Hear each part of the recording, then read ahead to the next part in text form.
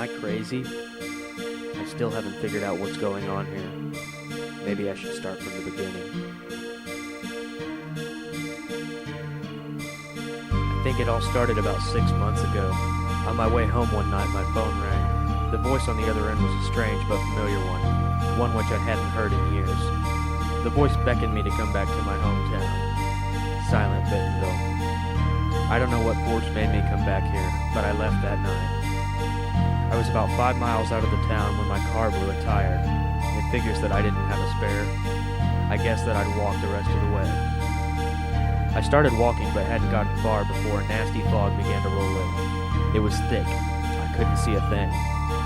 I must have walked for an hour before I realized where I was. I was standing outside my old friend's house. But this was impossible. He had been gone for years. It was his voice on the phone that night. He had asked me to come back. I didn't understand. He died in a plane wreck a year ago. He had just been hired by a major company and was visiting to locate a new house, but he never made it. I stepped into the house. It wasn't the same. The floors were made of steel. The couch was shredded up and coated in blood. I heard a whimpering coming from the door down the hall. I started to open the door to his computer room, but I stopped. Something came over me and I fainted. I woke up to a horrible siren coming from the next room. I couldn't tell where I was. The room smelled like a dog. Everything was covered with sheets. I got up and ran out of the room. I was still in the house. I went back to the old computer room, where the siren was coming from. I opened the door and saw his computer screen flashing. I moved to the computer and shut it down.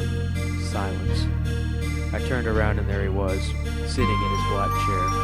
He looked just like he did the day I saw him last. He opened his mouth but did not speak. He closed his eyes and sat back in the chair. I turned around to see the wall murals catch flame. I ran to the window. It was black on the other side, protected by steel bars. I looked back to my friend. He was now burning, motionless but on fire. And then a horrible beast ripped through his body. It was his size, but I couldn't see the head. He had on an oversized red hat covering his face, with a brown tunic covering his body. He let out a scream and moved toward me. I could see he was wielding a spear of some sort. I ran out of the room towards the front door. He appeared again in the mirror next to the door. I turned around, but there was no one there. I turned for the door again, and I felt his hand grab my arm. I knew it was him. He handed me a key. I started out the door and turned to say goodbye.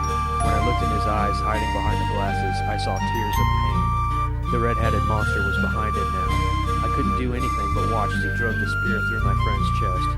"Josh, go," he whispered, as his body slid off the pole. "Dale!" I screamed. The beast started towards me, so I ran outside. His truck was there. I got in the pickup truck and drove off. I drove for days without stopping, but the fog never lifted.